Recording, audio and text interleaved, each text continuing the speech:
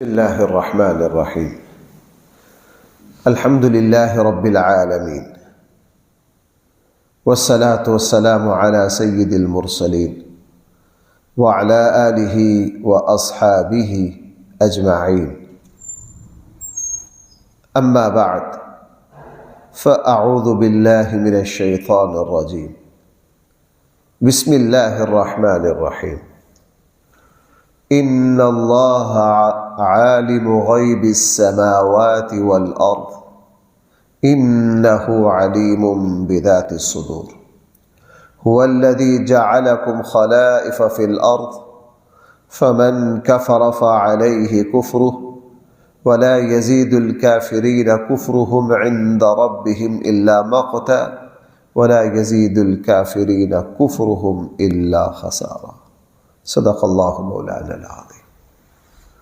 ان اللہ عالم غیب السماوات والارض، آسمانوں کے اور زمینوں کے غیب کو جاننے والے یقیناً پکی بات ہے صرف اور صرف اللہ.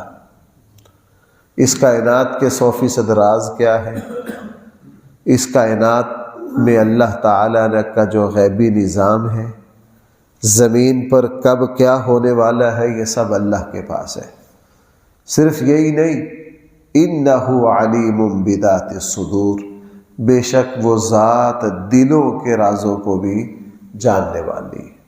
دل میں آنے والے وہ خیالات جس کے دل میں آئے وہ بھی 10 منٹ کے بعد بھول چکا ہوتا ہے. دل میں آنے والے خیالات دنیا کی میں سمجھتا ہوں شاید سب سے ایسی باریک چیز ہے جس کو پکڑا نہیں جا سکتا. جس کو خیال آئے ہیں وہ بھی کچھ لمحات گزرنے کے بعد بھول چکا ہوتا ہے.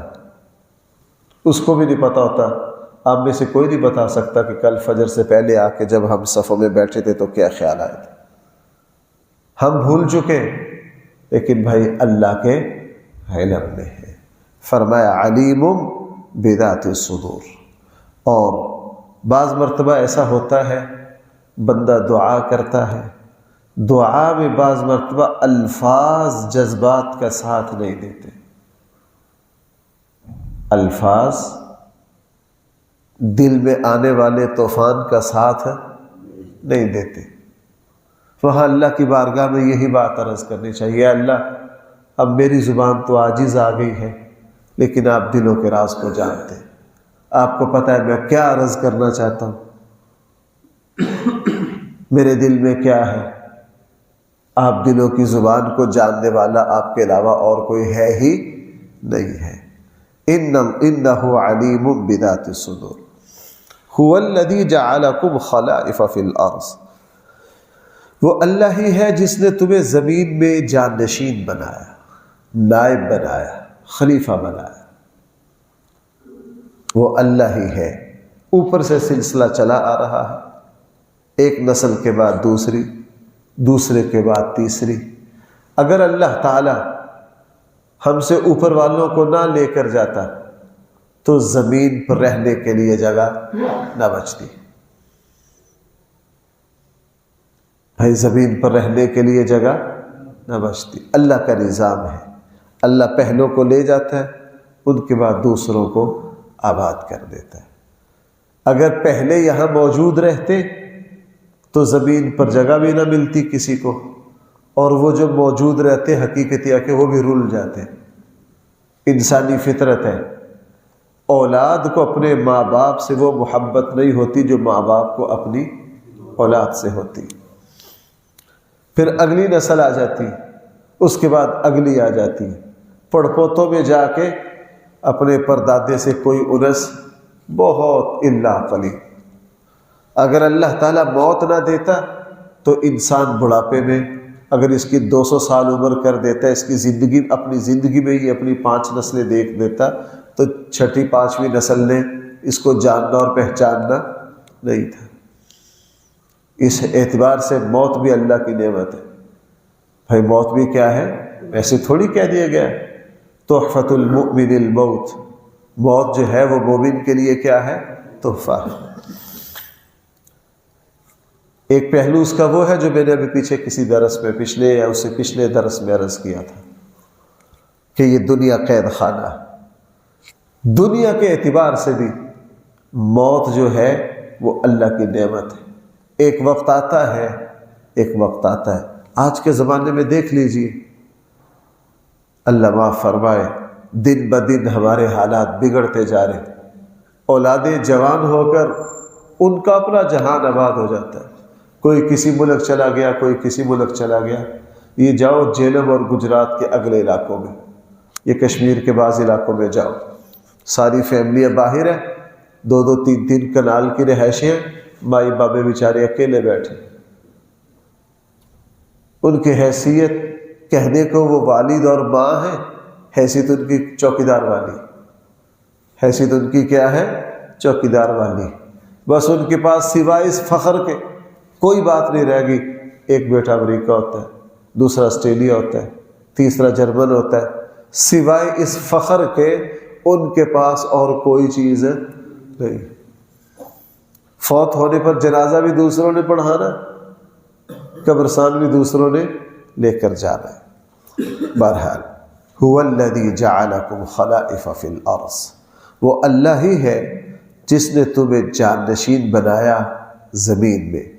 فمن کفر فعلیہ کفرہ، جس شخص نے بھی کفر کیا، فعلیہ کفرہ، اسی کی گردن پر اس کے کفر کا وزن ہے۔ اسلام نے یہ بہت اہم حقیقت سمجھائی ہے۔ لوگوں دنیا میں جو برائی کرو گے وہ برائی حقیقت میں اپنے ہی ساتھ ہے، وہ اپنا ہی برا کرنا۔ دیکھنے کے اعتبار سے ظالم، بھائی کیا دیکھنے کے اعتبار سے ظالم مظلوم کا نقصان کر رہا ہے، لیکن حقیقت میں وہ اپنا بیڑا غرق کر رہا ہے۔ جمعہ پڑھا کے مجھے ایک جگہ جانا تھا، ایک دوست سے تعارف ہوا، میرے ساتھ حج پر تھے۔ کہاں سے ہیں؟ فلاں جگہ سے۔ میں نے کہا یار آپ اسی گاؤں کے ہو؟ وہ فلاں مشہور نعت خواں تھے جن کو شہید کر دیا گیا تھا۔ کہنے لگا جی وہ میرے عزیز تھے، میں اسی گاؤں سے ہوں۔ ایک نعت خواں تھے، آج سے کوئی مجھے لگتا ہے کوئی، میں بھول رہا ہوں، کوئی 7-8 سال پہلے ان کو گجرانوالہ آتے ہوئے ان کو تھے نا جی۔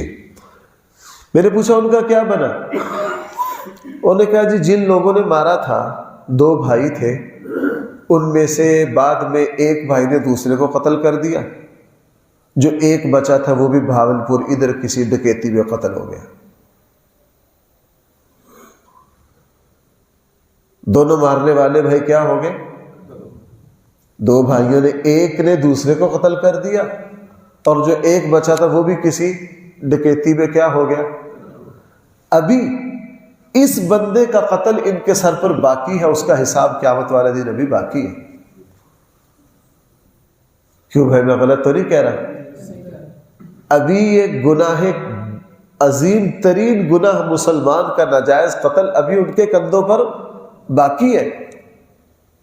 ایسا دیکھ رہے ہم واقعات دیکھتے ہیں کہ جس بظاہر ظالم کا پلہ بھاری ہوتا ہے، اور ہم چونکہ انسان کا ضرر چھوٹا ہے، بعض مرتبہ غصہ آتا ہے، اللہ فی الفور اس کو پکڑ لے۔ اللہ کہتا ہے میرے بندے میرے طریقہ کار ہیں، میرے کچھ ضابطے ہیں، میرے کچھ کیا ہیں؟ ضابطے ہیں۔ اور اللہ تعالیٰ کے وہ جب ضابطے پورے ہوتے ہیں نا، پھر انسان ہاتھ باندھ کے کھڑا ہو جاتا ہے، اے میرے اللہ تجھ سے بڑھ کر کرنے والا کوئی نہیں۔ اس لیے جو بھی دنیا میں برائی کرے گا وہ اپنے پاؤں پر کلہاڑی مارے گا، وہ اپنا بیڑا غرق کرے گا، وہ اپنا نقصان کرے گا۔ اگر کوئی تاجر اپنی دکان پر کھڑے ہو کر لوگوں کے ساتھ دیانتداری برت رہا ہے، لوگوں کو اچھی طرح ڈیل کر رہا ہے اور ان کو بہتر سے بہتر چیز دینے کی کوشش کر رہا ہے اور ان سے نفع بھی مناسب لے رہا ہے، وہ ساری بھلائی کر رہا ہے، تو بھائی اس نیکی کا فائدہ بظاہر تھوڑا تو جا رہا ہے گاہک کو، لیکن حقیقت میں فضل اس تاجر پر ہوگا۔ اللہ اس کے دیے میں بڑی برکت دے گی، اللہ اس کی اولاد کو قابل فرما بردار بنا دے گے، اللہ اس کو صحت سے نواز دے گے، اللہ اس کو اپنے سامنے جھکنے کی توفیق دے دیں گے، اللہ تعالیٰ اس کو اپنے سامنے جھکنے کی کیا دے دیں گے؟ توفیق دے دیں گے۔ اس لیے قرآن نے یہ اصول جگہ جگہ بیان کیا، لوگوں اچھائی کرو گے وہ بھی ان احسنتم احسنتم لانفسکم، لوگوں جب بھی تم اچھائی کرو گے وہ اچھائی کس کے لیے کر رہے ہو؟ اب اس کا فائدہ تمہیں پہنچنا ہے۔ یہاں فرمایا فمن کفر فعلیہ کفرہ، جس شخص نے کفر کیا فعلیہ کفرہ، اسی پر پڑے گا اس کا کفر۔ ولا یزید الکافرین کفرہم عند ربہم الا مقتا، نہیں بڑھاتا کافروں کو ان کا کفر ان کے رب کے نزدیک الا مقتا، مگر ناراضگی۔ کافروں کا کفر جتنا بڑھتا جاتا ہے اتنا ہی اللہ تعالیٰ کی ناراضگی۔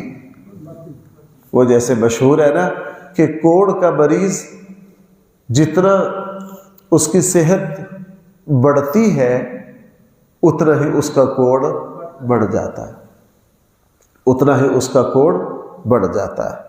اس لیے فرمایا وَلَا يَزِيدُ الْكَافِرِينَ كُفْرُهُمْ إِلَّا خَسَارًا، نہیں اضافہ ہوتا کافروں کے لیے ان کے کفر کی وجہ سے الا خسارہ، مگر نقصان ہی نقصان کا۔ آگے قرآن کریم نے چونکہ یہاں پورے رکوع میں قرآن کریم اللہ کی دلیلیں ذکر کر رہا ہے، فرمایا قل ارأیتم، اے نبی صلی اللہ علیہ وسلم ان لوگوں سے فرما دیجئے، ان سے پوچھئے، ان کے سامنے سوال رکھیے، ان کو غور کرنے کی دعوت دیجئے، ان کو پوچھئے، ذرا غور تو کرو۔ ارأیتم شرکاءکم الذی، کیا تمہارے وہ دو نمبر خدا، تمہارے وہ شریک، الذین تدعون من دون اللہ، جن کو تم پکارتے ہو اللہ کو چھوڑ کر، ارونی، مجھے دکھاؤ تو صحیح، ماذا خلقوا من الارض، انہوں نے زمین میں کیا پیدا کیا، وہ دکھاؤ تو صحیح۔ یہ جو تمہارے بابے اور فلاں جن کو کہتے ہو کہ ہمارے حالات درست کرتے ہیں، بیٹا دیتے ہیں، بگڑی کو بنا دیتے ہیں، یا جو تم بڑی بڑی ڈھیگے مارتے ہو، بڑے بڑے جھوٹ گڑتے ہو، ان کو کہو کہ زمین پر کوئی چیز بنائی ہوئی تو دکھاؤ۔ بھائی ذرا سمجھنا ایک بات، ان سے سوال خالقیت کا ہے، کس کا؟ تخلیق کا۔ جب کوئی تخلیق نہیں کر سکتا تو وہ اس تخلیق پر تصرف کا حق بھی نہیں رکھتا۔ تصرف کا حق اسے ہے جو تخلیق کرے۔ اللہ فرما رہے ان سے پوچھئے کیا تم نے کسی چیز کو تخلیق دیا؟ نہیں۔ کس نے دیا؟ اللہ نے۔ پھر تصرف کس کا؟ اللہ کا ہے۔ سیدھی سیدھی بات۔ جو خالق ہے اختیار بھی بھائی پھر کس کا؟ اسی کا چلے گا۔ دنیا میں بڑے بڑے غیبی دعوے کرتے ہیں، یوں ہو گیا جی، ہمارے یہاں بڑے بڑے بیوقوف پڑے ایسی ایسی کفریہ باتیں کرتے ہیں، اللہ کی پناہ، اللہ کی پناہ۔ ہوتا کیا ہے بھائی؟ اللہ تعالیٰ قرآن کے ایک سوال میں ڈھیر ہو جاتے ہیں۔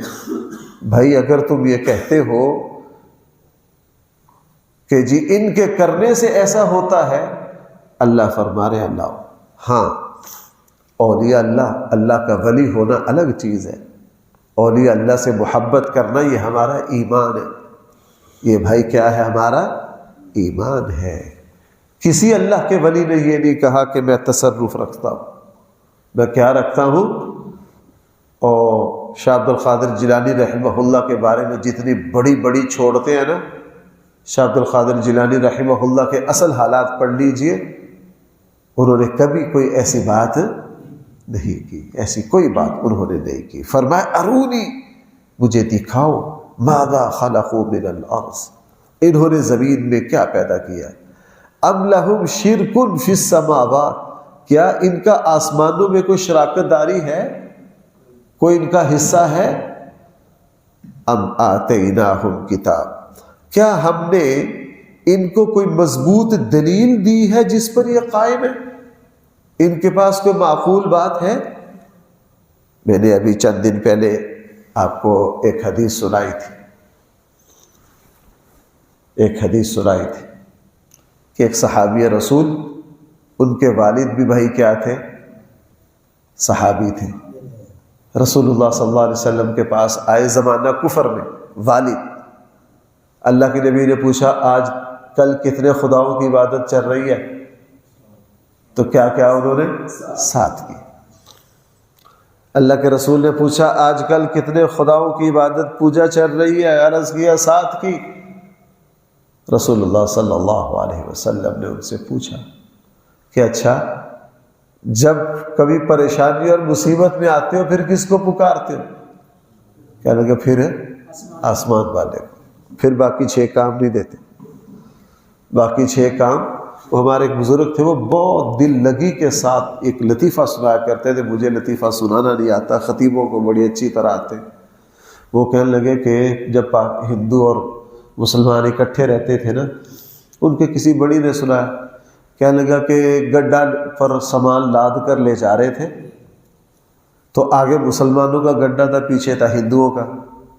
بارشوں کے دن تھے، آگے کیچڑ آ گیا، پنجابی میں کہتے ہیں کھوبا آ گیا۔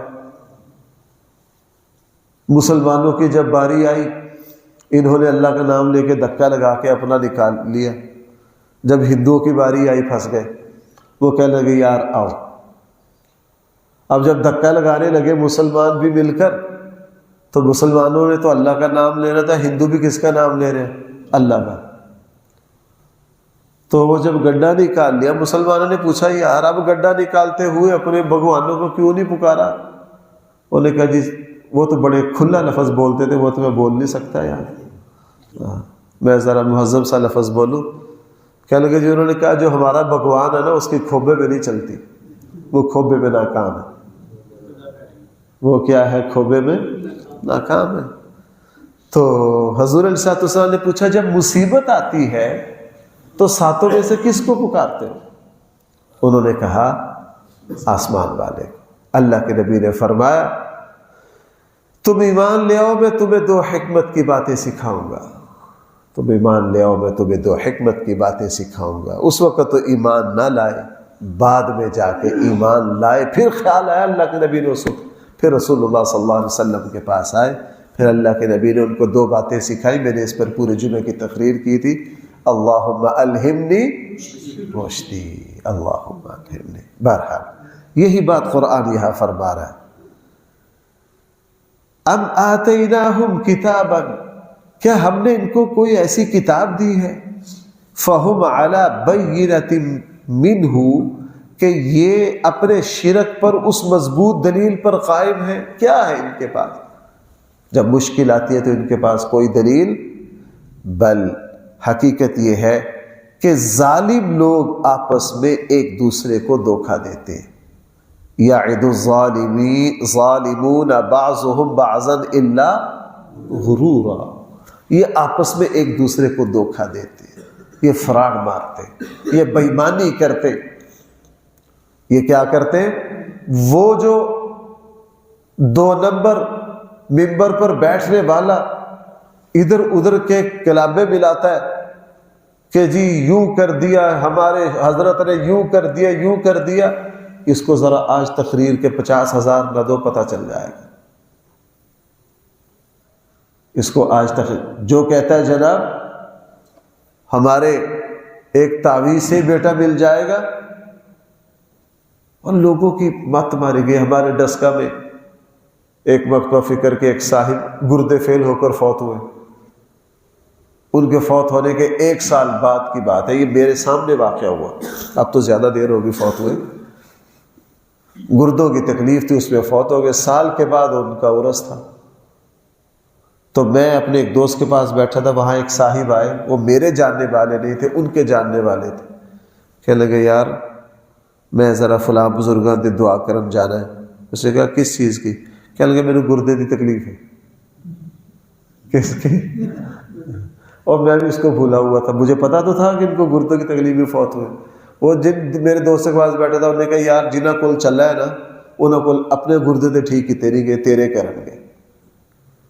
اور واقعی ایک کھانے میں وہ جو جن کا میں تذکرہ کر رہا ہوں، ایک کھانے میں میں بھی تھا، وہ بھی تھے، تو کہنے لگے یار مجھے تو گردوں کی تکلیف ہے، میرے لیے دعا کرے اللہ مجھے۔ یعنی خود ان کی وفات کس پر ہوئی ہے؟ گردے کے درد میں، اور اب ان کی قبر پر جا کر کون سی دعا مانگ رہے؟ اللہ ہدایت۔ فرمایا بل ان یعد الظالمون بعضهم بعضا الا غرورا۔ اور جو سچے لوگ ہوتے ہیں، حضرت تھانوی رحمہ اللہ کے پاس ایک شخص بڑی دور سے سفر کر کے آیا، کہنے لگا حضرت میں آپ کی بہت شہرت سن کر آیا، آپ بہت اللہ کے ولی ہیں، اپنے سینے میں سے کوئی خاص بات عطا فرما دیجیے۔ حضرت تھانوی نے غصے سے فرمایا میں بوڑھا ہو گیا، میرے سینے میں سوائے بلغم کے اور کیا ہے؟